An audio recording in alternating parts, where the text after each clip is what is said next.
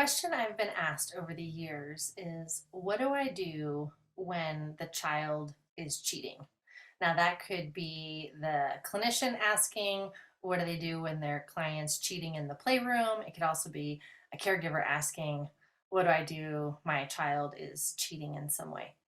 So, the first thing that I want to offer is a reframe and a re understanding, if you will, on what cheating is.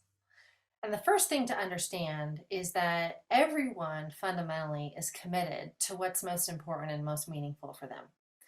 And we do what we need to do to fulfill what's most important to us.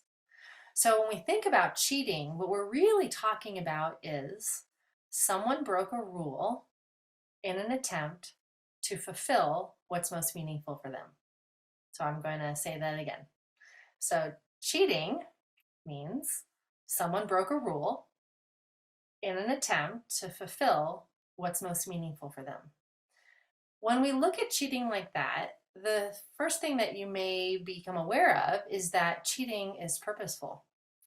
It's not necessarily right or wrong when you look at it from the lens of what someone is up to. It's purposeful.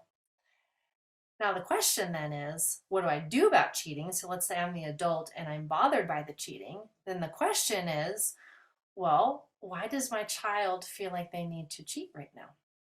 What is it that I am providing or not providing that lends this child to feel like they need to break a rule in order to stay true to what's meaningful to them? So as I'm saying this, I just want you to notice if this feels interesting to you, if you're like, ooh, that's a bit of a different reframe. I'm not sure if I'm going with you on that, Lisa, but I want you to really consider it. When we label cheating as bad, what we do is we take away the curiosity of the function of the behavior. And the function of the behavior is always meaningful for the child. The child's always up to something and they're always trying to fulfill a need, a value of theirs. They're trying to create meaning for themselves in something. Now, in the playroom, I want to go one step further because the playroom, at least from my perspective, isn't necessarily where we're doing direct social skills training, if you will. When cheating comes into the play space, I want you to see if you can move out of right or wrong, the labels, the judgments, and move into the felt sense of the experience of the cheating itself. So, what does it feel like in the moment when the cheating happens? As you are set up in the play to have different roles or to participate in the cheating or observe the cheating in some way, what is that experience like in you? Because that's going to give you a lot of insight into what's going on inside of the child. Parents, caregivers that are watching this, I'm going to offer the same thing.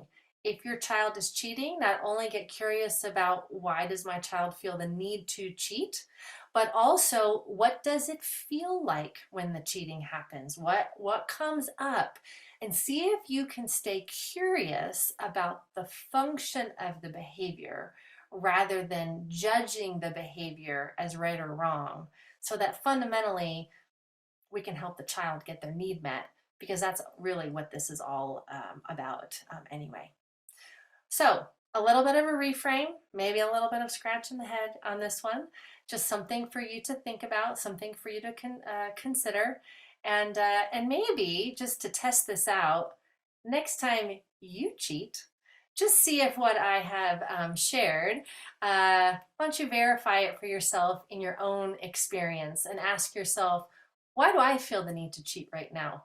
What rule do I feel like I need to break in order to stay true to myself or to fulfill whatever's most meaningful to me?